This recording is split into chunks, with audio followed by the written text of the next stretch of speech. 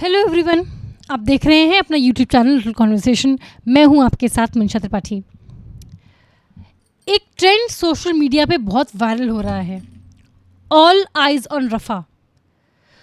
24 घंटे में इसको 29 मिलियन 2,90,00,000 व्यूज़ मिल चुके हैं ऑल ओवर द वर्ल्ड।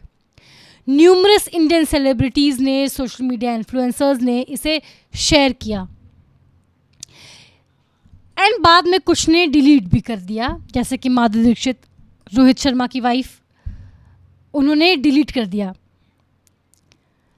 ये जो ट्रेंड है, ये जो फोटो है ऑल आइज ऑन रफ़ा, ये एआई जनरेटेड फोटो है और जिसको बहुत सारे सेलिब्रिटीज़ के साथ साथ ईरान की एम्बेसी ने भी बहुत ज़्यादा बढ़ चढ़ के उसको फैलाया है। इनफैक्ट लोग तो ये कह रहे हैं कि जब ईरान इतनी तीव्रता से घुस गया ऑल आइज ऑन रफ़ा वाले ट्रेंड में, उसको फैलाने के ट्रेंड में, इसलिए इंडियन सेलिब्रिटीज़ ने उस ट्रेंड को अपने पोस्ट से डिलीट, अपने टाइमलाइन से उस पोस्ट को डिलीट करना शुरू कर दिया, क्योंकि उनको ये लगा कि ये तो बहुत ही ज़्यादा जियोपॉलिटिकल मुद्दा बनता जा रहा है, इसलिए बेहतर ये होगा कि इसे स्टेप आउट कर दें।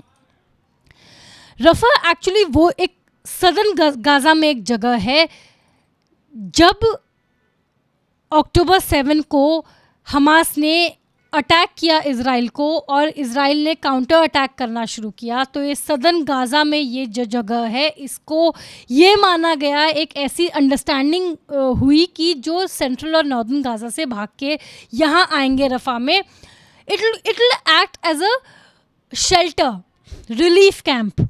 इसलिए इज़राइल को इंटरनेशनल कम्युनिटी ने, international court of justice and all जैसे इन लोगों ने कहा था कि आप रफ़ा पे बॉम्बार्डमेंट मत कीजिए, क्योंकि यहाँ सिविलियंस शरण लेने आ रहे हैं, शरणार्थी हैं, सिविलियंस हैं, यहाँ पे आपके हमास के लीडर नहीं हैं, यहाँ वो लोग हैं जो अपनी अपनी जान बचा के आए हैं। It's more of a shelter, relief camp.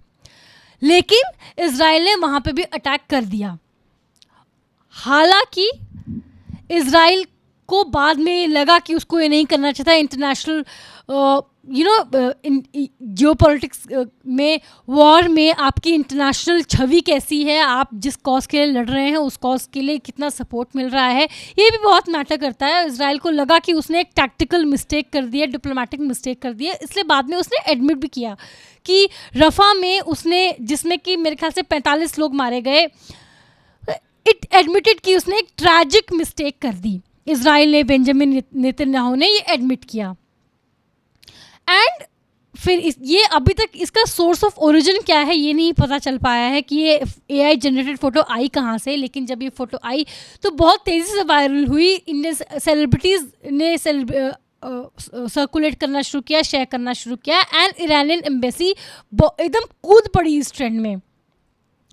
अब सवाल यहाँ ये है कि डिलीट क्यों हुआ।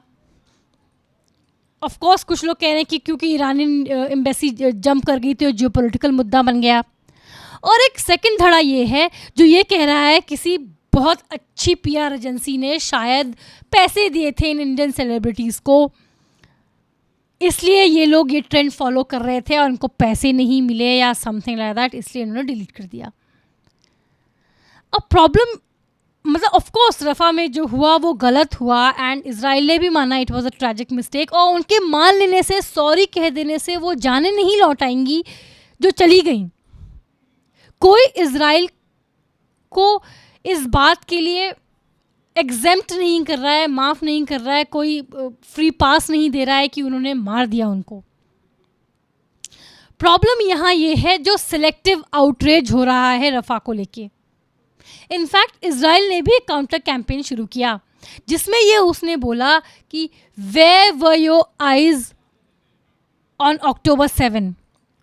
उसमें काफ़ी ग्रूसम पोस्टर है जिसमें एक लहूलुहान बच्चा है, उसके सामने टेररिस्ट खड़ा है, और जब इसको सोशल मीडिया हैंडल से डिलीट करा जाने लगा because the picture was very gruesome, बहुत ही दर्द, मतलब देख ना पाए इंसान, इतनी हिला देने वाली तस्वीर थी, तो उन्होंने दूसरी फ़ोटो डालनी शुरू कर दी, what your eyes can not see, जिसमें उन्होंने ऊपर तो रफ़ा की फ़ोटो लगाई लेकिन नीचे जो नहीं दिख रहा है वो दिखाए इजरायली हॉस्टेजेस जो अभी भी हमास के पास हैं। 125 इजरायली हॉस्टेजेस जो अभी भी हमास के पास हैं। सवाल यही उठ रहा है कि बॉलीवुड का जो आउटरीच है वो हमेशा इतना सेलेक्टिव क्यों होता है?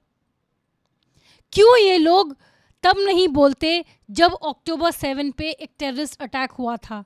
यस, इजरायली जो गवर्नमेंट है, इजरायली एस्टैब्लिशमेंट ने ओवर रिएक्ट किया, प्रोपोर्शन से ज़्यादा रिएक्ट किया जब गाज़ा पे उनने हमला करना शुरू किया, उसको नास्ता नाबूद करना शुरू किया, ये कहना शुरू किया कि हम हमास को पूरा डेसिमेट कर देंगे, क्योंकि ये पॉसिबल नहीं है। ये टेररिस्ट ऑर्गेनाइजेशन मक्खी मच्छर की तरह होते हैं। आप कितने भी स्प्रे कर लें, कितने भी कुछ भी कर लें, कितनी भी दवाई छिड़क लें, ये लोग मरते कभी नहीं है। एक मरेगा दूसरा आ जाएगा। इसलिए हमास को कम्प्लीटली ख़त्म कर देना इज़ नॉट पॉसिबल। और ऑफ कोर्स इजराइल ने जो काउंटर अटैक किया वो काफ़ी हद तक ज़्यादा हो गया, सिविलियंस की भी काफ़ी मौत हुई, ह्यूमैनिटेरियन क्राइसिस गाज़ा में हो गई। लेकिन फिर भी ये नहीं नकारा जा सकता कि 7 अक्टूबर को जो हुआ वो टेररिस्ट अटैक था। Hamas is a terrorist organization, there are no two ways about it. आप इजराइल को सपोर्ट करते हैं, नहीं करते हैं, गाज़ा के साथ हैं, पैलेस्टाइन के साथ हैं, लेकिन terrorist act of terrorism is an act of terrorism. एक चीज़ को पे उंगली उठा के दूसरी तरफ से आंख मोड़ लेना सिचुएशन का हल नहीं होता। In fact it is called hypocrisy. और यही बॉलीवुड के ऊपर इल्ज़ाम लग रहा है।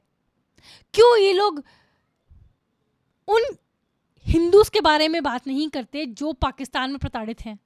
क्यों ये लोग कश्मीरी पंडित के बारे में नहीं बात करते? इनफैक्ट कश्मीरी पंडित पे जो फिल्म बनी थी उसमें काफ़ी उसके खिलाफत हुई पॉलिटिकल एस्टैब्लिशमेंट में, और उस फिल्म मेकर के सपोर्ट में बॉलीवुड से शायद ही कोई आया था। बस वो लोग आए थे जो उस फिल्म में कास्ट थे।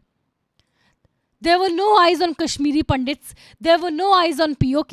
There were no eyes on 7th October terrorist attack by Hamas. There were no eyes on Sandesh Khali. क्यों ये लोग बहुत सेलेक्टिवली आउटरीच करते हैं और बाकी चीज़ों पे चुप रह जाते हैं? क्यों ये लोग एक तरफ फेमिनिज्म की बात करते हैं, औरतों के हक के बारे में बात करते हैं, और दूसरी तरफ एनिमल जैसी और कबीर सिंह जैसी मूवी बनाते हैं? क्यों? इसलिए बॉलीवुड के ऊपर सवाल उठता रहता है, और ऑल आइज इन रफा पे भी इसलिए बॉलीवुड पे सवाल उठा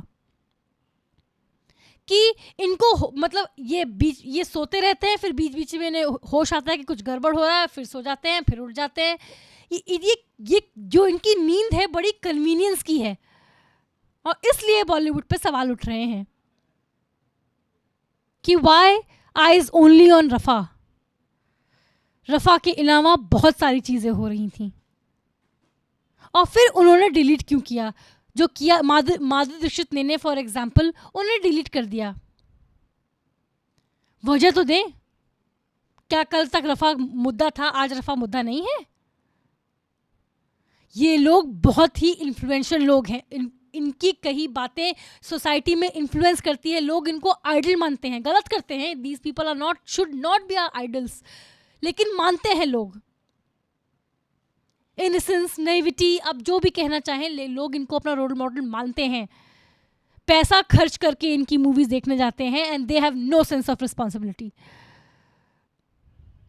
आपने एक दिन डाला, एक दिन डिलीट किया, कम से कम इसका जवाब तो दें। आज के लिए इतना ही। मुझे दीजिए इजाज़त। ऐसे टॉपिक्स पर चर्चा के लिए बने रहें मेरे चैनल कॉन्वर्सेशन के साथ। इस वीडियो को लाइक करें, शेयर करें, इस वीडियो पे अपनी राय ज़रूर दें। मेरे चैनल को प्लीज़ सब्सक्राइब करें। सी यू अंटिल नेक्स्ट टाइम।